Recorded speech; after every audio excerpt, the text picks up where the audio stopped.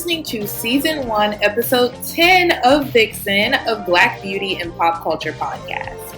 If you enjoy what you hear today, please leave a review anywhere you listen to podcasts. Today's episode is the Season 1 finale. Now, let's start the show.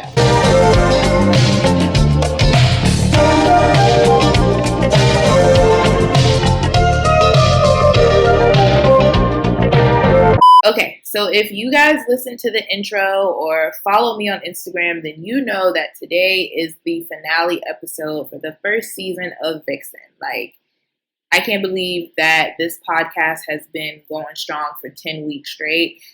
I had no concept of how people recorded podcasts or how they planned it. I just kind of jumped right in. So for me, I know 10 weeks doesn't really seem very long. But for me, I'm like, wow, I've been really putting this out every week consistently for 10 straight weeks. And now we're here at the season finale. If you didn't know, the Vixen podcast goes in seasons. You know, some podcasts, they go straight through every week of the year. And then some do seasonal episodes. And I decided to do mine in seasons because it takes a lot of research to do this show every single week. A little background information, I recorded the first 4 episodes of Vixen all at once. I did the research for them all at once. I recorded them all at once. So there were already 4 episodes in the queue before my podcast even went live. So that's how much time it takes to do these episodes and to do a good job at them. So that's why I decided to do it in seasons. So because of that, after this episode, Vixen will be taking a short break, but we'll talk more about that at the end. I don't want to ramble too much in this one. But anyway, the 10th and final episode of each season is going to be a themed film review. Now, y'all loved the Vixen episodes that I did this season. The ones that were about video vixens, the Nicole Lorraine episode, the Buffy the Body episode, the Melissa Ford episode. Those are my highest viewed. Well, not viewed because it's a podcast. Y'all know what I mean. Those are my most listened to episodes to date. So you guys really, really love the video vixen content. So I figured, it's only right for me to make this themed film review a video vixen themed film review. So y'all did numbers on those episodes. I'm so grateful and so thankful. So I decided I want to give y'all a little bit more video vixen content. So I watched a couple films and documentaries that I want to recommend to you guys. So let's just get straight into it. So the first movie that I watched was Video Girl, starring Megan Good, her sister Lamaya Good, as well as Ruby Dee, Lisa Ray.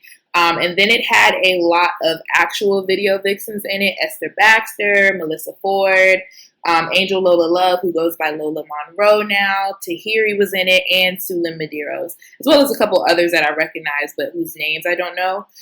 So basically, Megan's character, Lauren, is a ballerina. She gets injured in a car accident, and she gets stuck, living with her grandmother as an adult. Her sister, Stacy, who is played by her real sister, Lamaya, is dating a drug dealer who is played by Bun B. So random.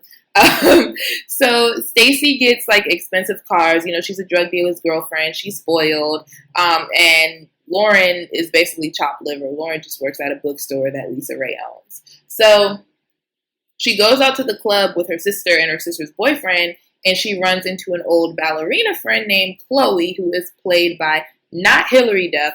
And I knew that I had seen this movie or just clips of it before years ago. And when I saw in the credits that they were crediting Hilary Duff, I'm like, Hilary Duff is not in that movie. But watching it, it's Haley Duff, Hilary's sister. That's messed up that they called her Hilary Duff. But anyway, so Chloe is played by Haley Duff. And Chloe introduces Lauren, Megan's character, to some guy named Sharp, who is a video director. And basically, he gets Lauren into videos. So the first set that she's on, there's a clique of girls, Esther, Sulin, and Lola, who are mean. They're cliquey. And they basically accuse her of sleeping with Sharp to get in videos, which is typical of the video vixen world. That happened to a lot of girls. And then they actually do start sleeping together and they start dating. Then Bumby gets Stacy, the sister, killed. And then Sharp convinces Lauren to stay in LA after her funeral.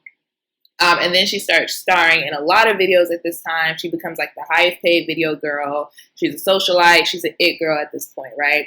So some of the rappers who appear in this movie are esteemed artists like Bobby Valentino, Webby, Joel Santana, and a couple others. And then this is where Melissa Ford's character comes in. Melissa Ford's character meets Lauren through Chloe. And Melissa Ford's character is basically a cokehead. And Melissa's character gets Lauren hooked on drugs, and then she just starts spiraling out of control. So after that, like after her like big spiral, like the climax of the movie where she's really, really wildin', we get a scene of her auditioning for some sleazy ass film, and then she goes to the club afterwards with the director of this film. Now, the white chick, Chloe, now she's sleeping with Shark. Like she runs into Shark and Chloe out at the club. And it's crazy because throughout the whole movie, Shark warns Lauren about Chloe and is like, she's trouble, she's a hoe. But then, now he's fucking with her. Shocker. So basically, Lauren has a really bad moment after seeing this that I'm not going to get into. But she basically hits like her very, very low point. Like she hits rock bottom, and then the movie ends with her moving back home, going to rehab, and getting her shit together. So, at the end of the movie, they have like a reel of vixens, real vixens, and just actress vixens for the movie, where they do like a documentary style interview where they talk about vixen stereotypes, sleeping to the top, all the usual stuff that you hear from vixens. I would say the best part of the movie is there's this scene where Lauren is in Webby's video, right? And he's touching her inappropriately. And then she just says, she's like, cut. And she starts cursing him out and cursing everyone on set out. And then she just storms off. But she makes this big exit, but then she just does a bump of coke. And then she comes back to the set to be in the video. And then Webby turns to her, like when she comes back, and he's like, you gonna get touched in my video? You might get fucked. Just go along with it. That was like probably the best line of the whole movie, y'all. The movie is, I get where they were going. It was just a little corny. So overall, I feel like it was a little cheesy, but it was good. I mean, the dramatics kind of took away from it, but Miss Good definitely delivered. In those fake video shoots, she was looking bomb. I'm gonna make like a montage video like what I did for Nicole Narain. I'll make one for Megan in this movie because she looked bomb. I mean, the script was kind of terrible, but she looked good. And then another thing I thought about it was like, this movie was made in 2011, and I think that a movie like this probably would have done better if it came out in like 2006 or 2007. Like, I'm thinking like, when I talked about the game song Wouldn't Get Far in the Melissa Ford episode, if it would have came out like after that, when people were like really like, wow, what happened to the video vixen industry? I think that it probably would have had a better impact. And it probably would have been a little bit more well done at that point. Seemed like a little late, and then the budget was not there. So it was a little corny, but it gets the gist. It's like a video vixen starter kit. Like if you wanted to know a little bit about the industry, didn't know anything about it, like I guess that would be a good movie to start off with. Another thing that was really, really standing out for me in this movie is like, y'all, I could not stop thinking about how terrible 2010s fashion was. Like the beginning of the 2010s to like 2013, shoot, really, I'm gonna say 2015. What were we wearing? Like it just looks, it looks crazy. Every time somebody came on screen, I was like, what the fuck? It's funny because like the sexy clothes in 2010 looked like something that a 7th grader would wear, like a jean vest and some big butterfly earrings. It's hilarious. Like I just could not stop looking at their outfits. And me included, like my pictures from that time, cursed images. Never want to see them again. But anyway, if I had to rate this movie, I would give it a 6 out of 10. Love Megan Good. I feel like it was a good little cautionary tale for the girls, but it didn't really touch much on the industry per se, and it seemed a little biased. So, and it was cheesy, so 6 out of 10. Okay, let's get into the next one. Now let's talk about Vixen, not the podcast, the BET documentary about video vixens that came out in 2018. I have mentioned this on a few episodes. I know I definitely said something about it in the Melissa Ford episode and the Buffy one as well. They both are actually being interviewed in this documentary. Gloria Velez is in it. Lola Monroe is in it, and a couple other girls. Corinne Stephens is in it as well. And not only does this one interview video vixens, it also interviews video directors. It had Director X in it. It had Dr. Teeth in it. I love that they spoke to Amina Diop, who we mentioned on the Buffy episode as well. It had Kim Osorio from The Source. Like, I think it had a good range of people, and they all gave good perspectives. I definitely enjoyed this documentary a little bit more than the Video Girl movie because although it does talk about the stereotypes of the vixen industry, like the Video Girl movie, and it talks about like all the stuff we kind of already know about the industry, it does go a little bit more behind the scenes, and it gives you that perspective of the directors and the other people who were there too. So I thought that was excellent. Like, for example, they talk about how inflated the budgets for rap videos got in the early 2000s.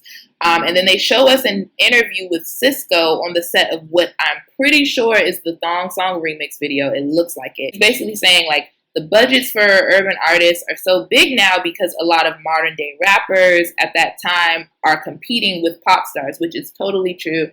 I never thought about that because when you think about that time, people like Cisco and Nelly were just as, you know, relevant in pop culture as Christina Aguilera and Britney Spears. Whereas, like, I feel like we're seeing kind of a difference in that now. And that's not to say that rappers aren't relevant and aren't a part of current pop culture, but I feel like we kind of saw those two worlds collide a little bit more in the early 2000s. So it's like, I feel like what he was saying is back then they weren't only competing with other rappers. It was also like the pop girls who would have these huge, outrageous budgets. Like, I'm sure if people thought like the rap video budgets were crazy, I'm sure the pop girls budgets were even worse. So that was a good perspective, and that definitely made a lot of sense to me. And then Dr. Teeth was saying that like he couldn't even do a video at that time if the video was based in a club or at a party. He could not do the video if there was no Cristal around. Like, it just was unheard of to have a club scene with no Cristal. Like, so y'all can imagine how expensive that was. They also spoke about like the golden age of the video vixen industry where girls were making like $10,000 a day. And then how that didn't really last long because of piracy and like, I always say that word wrong. Y'all know what I'm talking about. People selling music, LimeWire, good old LimeWire. And just like other industries and just also other issues that the industry was facing. And then they talked about how the budgets like gradually got lower, which we talked about in the Melissa Ford episode. If you want more information on that, definitely go and listen to that episode if you haven't already. And then they also talked about how the girls from the strip club started to replace the video vixens, how they got paid very little money. I mean, Buffy even said she felt sorry for a lot of the girls for what they got paid. And they kind of tied the strip club girls coming in with BET Uncut, which was a connection that I had never really made in my head. The rise of BET Uncut kind of happened like simultaneously as like strippers became the new video vixen. So it kind of makes sense. You know, this uncut video trend came out, whereas like you could do a regular video, a mainstream video that was going to be on like 106 in Park or Rap City or something, and then you could do a BET Uncut video. And most of the video vixens that you guys and that I would know by name, they were never in any uncut videos. Most of the uncut videos, you would not know any of those girls' names. I know a few, but like most of them, you don't know who they are, right?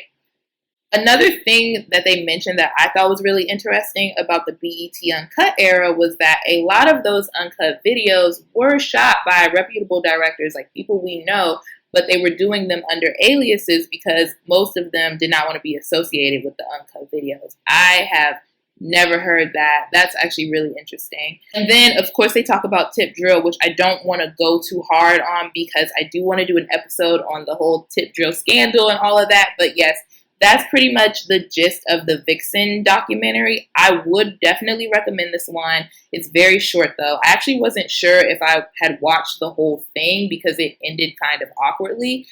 I would rate it an 8 out of 10 because of all of the inside information that we typically don't get in other Vixen-themed interviews. But BET really could have expanded on this. I feel like this was a missed opportunity for them because I definitely would have watched BET if this was a full series instead of just like a specialty series. I want to say that it was definitely 40 minutes. It might have been less than 40 minutes. They jam-packed a lot of things in it, but maybe they spent most of the budget on getting all of those people to show up because they had a lot of good people in it. But I mean, I just feel like that was a missed opportunity. But I thought it was very well done, which makes me more eager to watch those documentaries that they're doing right now based on the record labels. I've been meaning to watch those and I just haven't had the chance. But I thought Vixen was very well done. So I would give it an 8 out of 10. I think you guys should watch it. It was good. I'm not going to talk about this one, but I did watch another movie documentary called Kiss and Tell, the Hollywood Jump Off. But I'm not going to talk about it in this episode because I'm going to save it for the Corinne episode next season. So we'll skip ahead to the next movie. Okay, so next we're watching, this one has a long title. Okay, VH1 News presents Hip Hop Vixens Videos, Sexploitation on the Set. So I don't know if you guys are old enough to remember VH1 News. So VH1 News would do like these segments on a bunch of different things. And this one was basically just on, the world of video vixens. So from the title, you can tell that this one really just focuses on the exploitation of the girls rather than the money that they made or their impact on the culture. That's kind of what the Vixen one focuses on, but they do talk about exploitation as well. But this one really, really focuses on it. Like, I mean, one of the opening scenes is Erica Mena, which I think she was on the set of Yo by Chris Brown, where she was saying that like a director once just whipped it out on her out of nowhere. There's other girls on there who admit that they were only on set to sleep with artists and directors. It is a lot. Corinne and Melissa are also in this one. Cameron appears in this, and he says, this is crazy, that he was sleeping with a girl, I think it was on set, and then he goes to throw the condom away that he used, and she confiscates it, and is like, oh no, I need that for later. So yes, if you want to hear more stories like that, like crazy shit like that, then this is the one you want to watch. One thing that I enjoyed about this one was that Ulysses Terrero, who casted a lot of music videos at this time, he was in this one and got interviewed. So I thought that was a really good perspective to have. He casted the movie Above the Rim and Raising Victor Vargas, which is one of my favorite little indie movies. If you haven't seen it, go watch it. I love that movie. It makes me very nostalgic for New York. But anyway, so he kind of gives his experience of being a casting director. He talks about girls bending over in front of him purposely making their tops fall down, or actually just taking their tops off out of nowhere. Like I said, this one has a lot of juicy stories. So it was cool to see the casting process broken down. They showed Ulysses casting a 50 Cent video where 150 girls tried out, and then they chose 32 principal girls who are like the main girls out of the 150, and then they had 200 extras show up. So the principal girls made about $350 to $1,500 per day for that video, and then the extras made like $75 to $150 a day. And this documentary, just so you guys know, this one was made in 2005, so that was their rates at that time for this video. Now, I think they told us that part, like what people got paid and like the hierarchy between the girls, because they wanted to show us that a lot of times the extras would do the absolute most to get in the videos. Like after they showed that part, they had Corinne, and she was talking about how like, you know, a lot of times she wasn't picked to be like the main girl, I guess. So she would get on the table and take her top off, start dancing topless, like things that made the camera focus on her. Because I know I've said a couple of times that Corinne really wasn't in a lot of videos, which is why a lot of the other video vixens they say that they never saw her. But if you watch videos that she's in, she's actually in the background of a lot of videos. She wasn't the main girl a whole lot. She is the main girl sometimes, but not a lot, like a Melissa Ford, right? But if you watch her videos, she is in the background a lot, and she typically is kind of doing something outlandish that made the camera look at her. So, I mean, hey, they're trying to show us that this is how a lot of girls kind of got to the top. So, another thing I liked was I love that they touched on the rapper's entourage being like the thirstiest people alive. I've had my share of experiences with people's hanger-ons, and they are the worst. They are the most persistent. They actually are less humble than the artists. Like, I like that they touched on that because, oh my God, like, just talking about that gives me PTSD, but I thought that was a good point. And then they also had a girl on there that was in a couple Snoop Dogg videos, I presume. And she went on tour with him during his separation from his wife. And then his director friend tries to sleep with her. She says no. And then after that, she wasn't able to book a video. And then they talk about how her going on tour with Snoop kind of gave her a reputation around the industry and she couldn't get booked anymore because of it. And then she said she started like showing up to sets just to get hired. The director would kick her off. He would cuss her out in front of everyone, like just wilding on her crazy. So the producers from this show reached out to Snoop's camp to get him to comment on it. And they basically said like she was sleeping around and that is why she no longer gets booked. They don't have anything to do with it. So yeah, so that's one of the examples of the girls who admitted that they kind of were around to sleep with the artist. And then they showed this other girl, Asia, who was really interesting. I actually want to know more about her. So she has never done a video. She said, I have never been in any video, but she was known around the hip hop industry, mainly as a groupie. I saw that she was doing like some photo shoots for magazines. So people knew who she was, but she just was never in a video. And she was like, I've been offered to do videos, but it ain't enough money. So I'm guessing like what she does with these dudes makes her a lot more money than what these video vixens are making. So I want to know what she did after all of this. I want to know more about her. I'm going to try to find her and I'll give y'all an update on a later episode if I find anything. But yeah, I also liked that they interviewed the strippers who became vixens because in pretty much anything you watch about video vixens, they're gonna kind of blame the downfall of the industry on strippers, but they never really include strippers in the interviews. So it was kind of nice to get their perspective as well. They had these women from Fayetteville, North Carolina, in it. They worked at a local strip club. I loved those women. Like, they all seemed really genuine. They weren't doing too much like how the other video vixens would act like they was just on set wilding. They were just kind of like, you know, it's a job. I got to get paid. I got to take care of my family, whatever. But for that particular video, they actually didn't get paid, which was sad.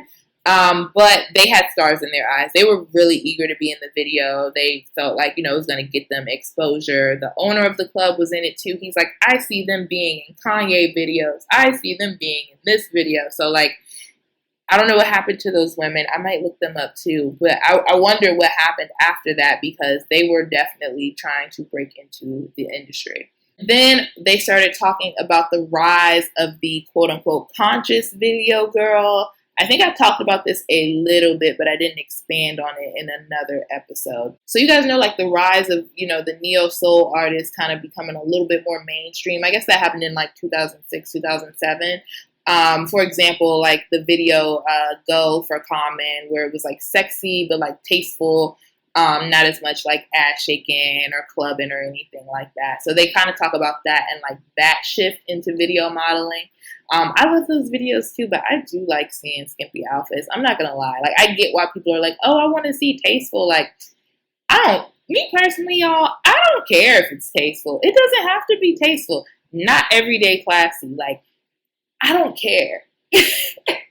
I want to see, when I watch a video, I want to see people having fun. So, like, whatever that definition of fun is, it can be classy or it can be ratchet. Like, I don't care. But, I mean, I guess I get what people mean by, like, oh, they want tastefulness in videos. So, yeah, they touch on that a little bit. And then they kind of end the documentary on talking about the hypocrisy between video vixens and playmates, the girls in Hustler, all of that. So, all those women are typically white.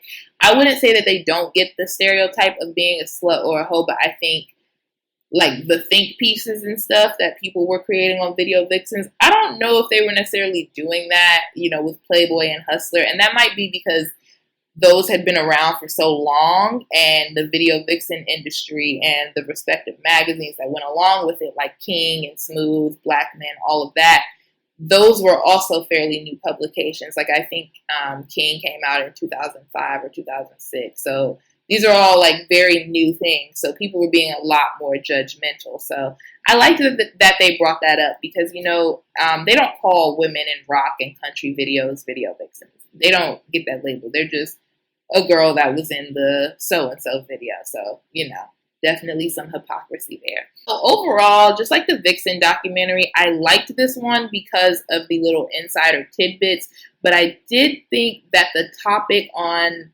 sexploitation and the focus on it kind of made it a little limited. Like, it could have been better, but for its time, for when it came out, like, that's what everybody was talking about, sexploitation, exploiting Black women. Like, that's what people wanted to see. So, and we'll give it, a little extra points for that. There were some really, really interesting little juicy tidbits in there. So if y'all like that kind of tea, definitely watch it for that. That's the one for you. My personal rating for this one, I'm going to give it an 8.5 out of 10. I think it was good. The length was good. It was informative. I just wish it kind of talked about a couple other aspects of the industry as well. It seemed like a little negative, but it was good. 8.5.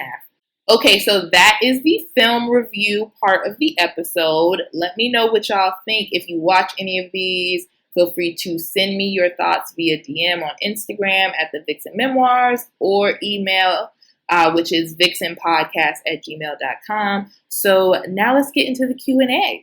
So I did a little poll on Instagram last week asking people if they had any questions for me or any suggestions that I could read on the next episode, the finale. And I got a couple answers, so I'm going to go ahead and get into that. I forgot to ask if people wanted to be anonymous or not. So because I forgot, I'm just going to make everyone anonymous. But next time, I'll definitely remember to ask if you want me to, say your Instagram name or something. But anyway, so let's get into the first question. What made you start this? So one day I was watching music videos with an ex-boyfriend of mine. We were getting dressed to go out. And he loves music videos. He watches every rap video the day it premieres.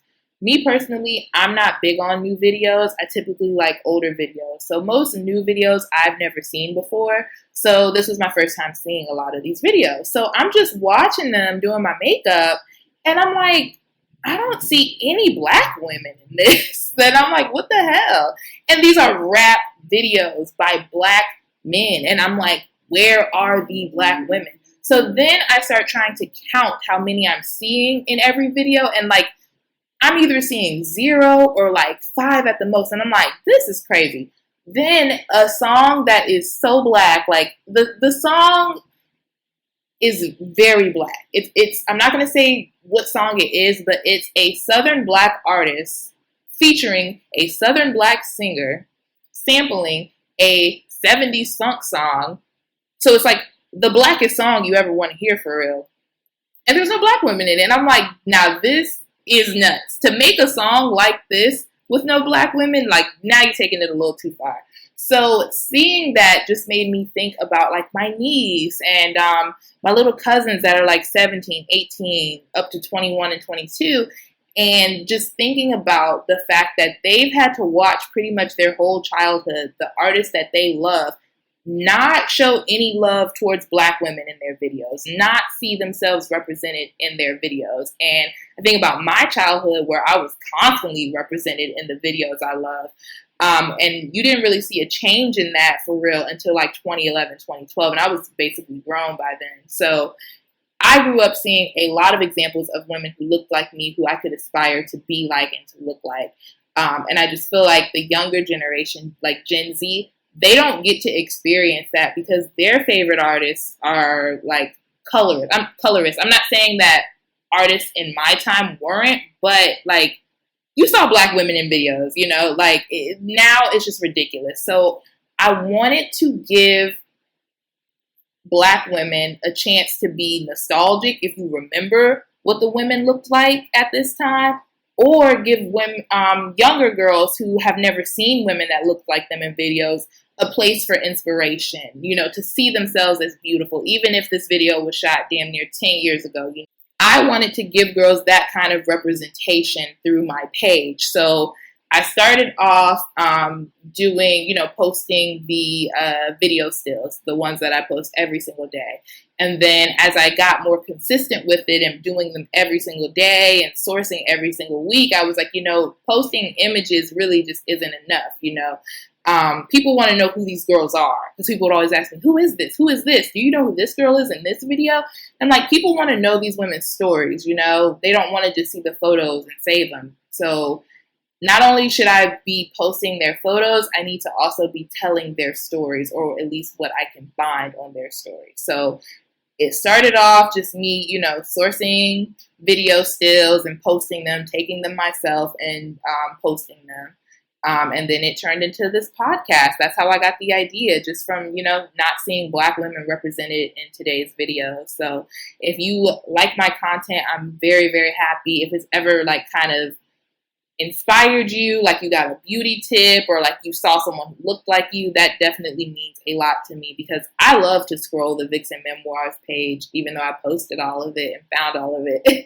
I love to scroll it and just get inspiration for like my makeup or my hair and things like that. So that was the kind of community that I wanted to build. So that's why I started Vixen. So we got a suggestion for Josephine Baker, which I will definitely do. I've been meaning to do an episode on Josephine Baker, but there are 2 books that I want to read about her. So that will be in season 2. So yes, we got a suggestion for Josephine Baker. We also got a suggestion for Eartha Kitt, which is a must. I would love to talk about Eartha Kitt. Eartha Kitt is so interesting to me. And I mean, a lot of her quotes, they just, you know, they resonate still today. So yes, there will definitely be an episode on Eartha Kitt as well. Okay, so the next question was, who do you want to do an episode on next? I really want to do the Corinne Steffens episode because people have been asking me for it. I mean, Corinne's story is one that, you know, gets brought up in absolutely anything Vixen related. Like, they brought her up pretty much in everything that I watched for this episode. So you can kind of see that her impact on the industry was huge, even though she wasn't in a lot of videos. So the Corinne Steffens one for sure. You guys always ask me when I'm doing one on Corinne, and I'm always like, ooh, child, because I know, because that's going to be a 2-parter, y'all. That'll probably be my very first like 2-part episode, because Corinne's story is long. And like, Corinne is still up to shenanigans today, and like, I would have to mention that too. So that's one that will definitely take a lot of research, which is why I'm going to take the time to do it over the break that I'm taking for Vixen. So that's one that I really, really want to do. I also want to get into Misa Hilton a little bit. I feel like we know a lot about her story, but I would love to do an episode on her and dedicate one to her.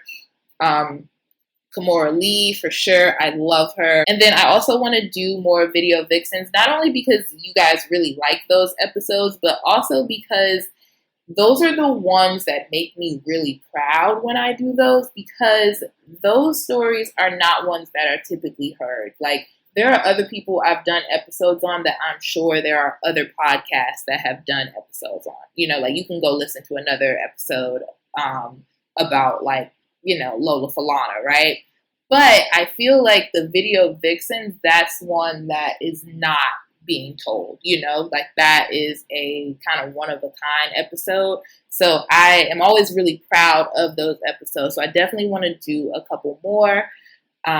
Yeah, so that's who I'm most excited to do an episode on. I also want to do more Playboy, Black women in Playboy. You guys really liked the Jennifer Jackson episode, the first episode of the season.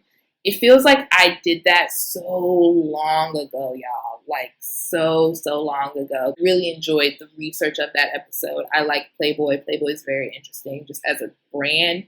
So I definitely want to talk about more Black women involved in Playboy. You'll get more of that in season 2 as well. Yeah, so that's what I'm most excited about. More Playboy, more video vixens, and I really enjoyed doing this episode as well, like this film review style thing. And I think I mentioned earlier, I hope I did, but the finale episode of each season will be a film review. So I already have next season's planned. That one is really exciting. I think y'all will love that one. So yeah, I really enjoyed these like film review things. So we will definitely do more of that. So that's what I'm most excited about. So next suggestion we got was women in rap. Now, they didn't specify, but I get what you're saying. I don't think I've talked about any musicians, right? I know that, like, you know, Lola Falana did music for a little while, but she started off as a dancer. But, like, someone who came in wanting to be a singer, I don't think I've done an episode like that yet. So definitely we'll do women in rap. I'm trying to think of, like, who really stands out as, like, a woman in rap that I would do an episode on. Yeah, I could see myself doing a Lil' Kim and Foxy Brown episode that's kind of like a hybrid, like what I did with the Black Bond Girls episode, where I kind of told their stories at the same time and then tied them together. And it's not that, you know, of course, these two women can stand on their own and have their own episodes, but I think that that's a story that you guys have heard so much about that it might be kind of boring to do one on them separately. So I would love to kind of do a hybrid episode on them and talk about, like, them meeting and then, like, their eventual, like, fallout. I think that would be a little bit more interesting than just, like, talking about their rise separately. So I would love to do that. Let me think of other women in rap that I think I would do one on. I think Trina is definitely worthy of an episode. Trina, I can't think of anyone else right now that coincides with the theme of Vixen, but if you guys know, definitely send me in submissions of who, what female rappers you would want me to do episodes on. I think that's a really good suggestion. I like that. Okay, next question. Favorite Vixens? Oh my God, that's hard. That is, yeah, that's hard. If I had to say off the top of my head, this is not my final list. Maybe I'll make a final list for y'all and post on Instagram. But if I had to say right now who I really, really love, I would say the people who had the most effect on me would probably have to be my faves, like Lanisha Cole from Frontin', from Don't Talk by John B.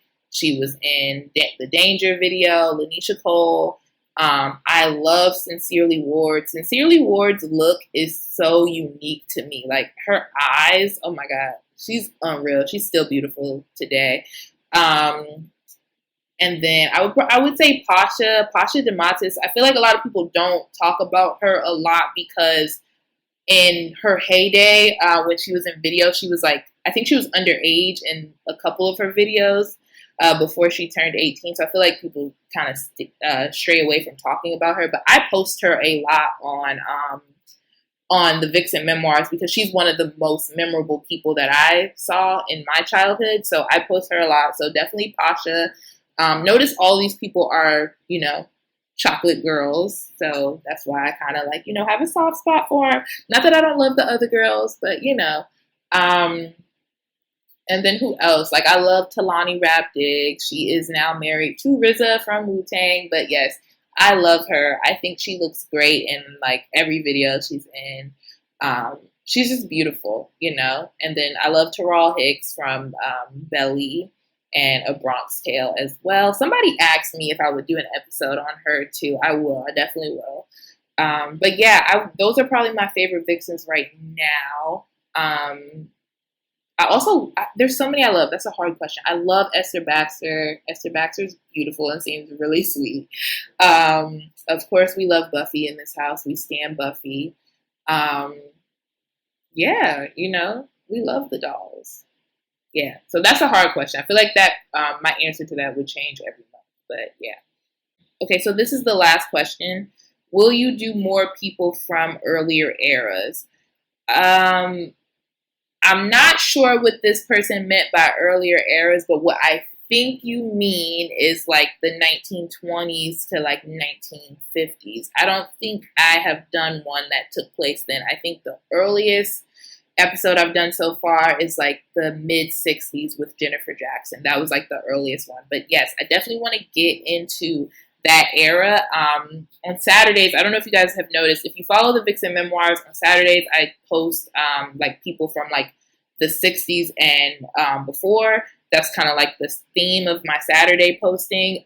So some of those women that I've posted on Saturday, I do want to do episodes on. I definitely want to talk about women that were involved in the Harlem Renaissance. That was in the 40s. Yeah, that was the 40s. I definitely want to talk about women involved in the Harlem Renaissance. I want to talk about like some Black burlesque dancers.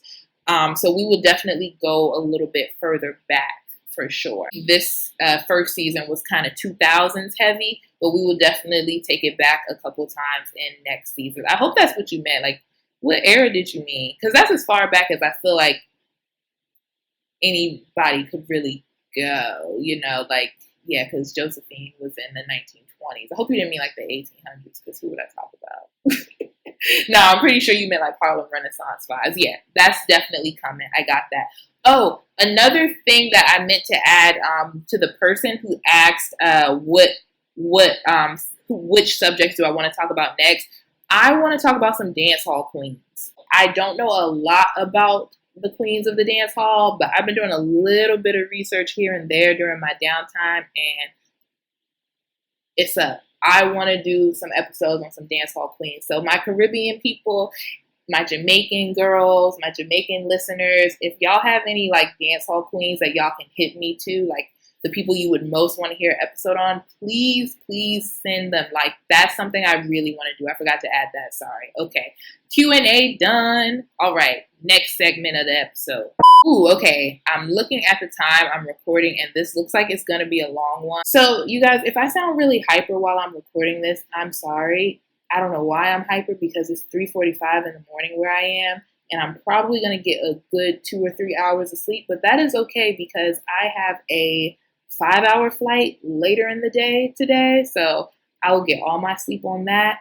But I wanted to go ahead and record this for y'all while I was up, while I was finishing writing, because I was fresh off of the movie, so I felt like I would give a better review because I just finished everything. So yeah, that's why I'm recording this at 3:45 in the morning. So, and I just had a cup of coffee, so if I sound wired, my bad, y'all. Okay. Right, y'all. So I want to tell you guys a little bit about the break that the podcast is going to have. So like I said earlier, Vixen is going on hiatus in between seasons. Season 2 is going to start on November 11th, 2020. That's right, 11/11. We will be back with an all-new episode. So this is the last episode of Vixen for about a month. Actually, a little bit over a month, right? Yeah. The only reason why it's being pushed back so far is because we got Halloween, and then we got Election Day, and hopefully that turns out the way it's supposed to happen. Not to get political on y'all, but I mean, that could possibly be a very sad day. So I didn't want to come at y'all with a new episode on such like a, emotionally filled week. So I decided to come the week after. So yes, we will be back on November 11th, but that doesn't mean that anything is really stopping as far as content. If you don't already, follow me on Instagram at the Vixen Memoirs. It will be in the show notes as always, because I post content on there every single day. But while the podcast is on hiatus, I'm going to be ramping up the content on there. I have a couple of ideas, and I'm really excited about them, and I want to share them, but just in case they don't come out right, I'm not going to say exactly what they are, but there will definitely be additional content basically in addition to what's being posted every day on Vixen. For sure, during the hiatus, we're not going to get lazy. I'm still writing and, doing the research for these episodes for the second season, but I will still have a little bit of downtime where I can create some extra visual content for y'all. One of the suggestions that I've gotten throughout the season is to post the episodes on YouTube. Not about recording myself when I record the podcast, if that makes sense, like recording myself on video. But I got to get a new camera to do that. But in the meantime, I will upload the audio files of the episodes to YouTube. So if you want to listen that way, you definitely can. A lot of people have told me, it would just be easier. Everyone doesn't like to listen to podcasts. I mean, it would literally be the same thing, but I understand there are more people who watch YouTube than listen to the podcast Apple. So I totally get it. So yes, Vixen will be on YouTube. I'll let you guys know when. You have to follow me on Instagram to know though. But yes, so we're going to do that. I've also been thinking of some IGTV content. We've got a couple things in the works. I don't know if that's going to come out during the hiatus. It might be a little bit after, but we got that, and we got some other video content coming. So I'm really excited. I'm so excited to give you guys season 2. I'm excited about this break because I get to really tap in and do the research for these episodes. And I want to give you guys those longer episodes that have more information and things like that. And it takes time to do that research. So I'm really excited to give you guys a better quality of episodes. So that is kind of what's going on with Vixen. We will be back November 11th with new episodes for season 2. In the meantime, tell all your friends to stream Vixen. Tell them to subscribe. If you enjoyed season 1, please leave a review wherever you listen to podcasts, y'all. Please leave a review if you can. And I love reading you guys' reviews. Thank you so much for all the kind words. Thank you for, the Instagram feedback and the messages and the comments and the likes, everything. Thank you, thank you, thank you. I could not ask you guys for more. This was such an amazing experience for my first season of my podcast. I didn't know what to expect, but I have really, really enjoyed doing these last 10 weeks, and I'm so excited to bring you guys new content. Thank you for listening to Vixen. If you liked today's episode, don't forget to leave a review. If you have a submission, feel free to email VixenPodcast@gmail.com. And don't forget to follow us on Instagram at the Vixen Memoirs. We will be back November 11th, 2020 with an all-new episode.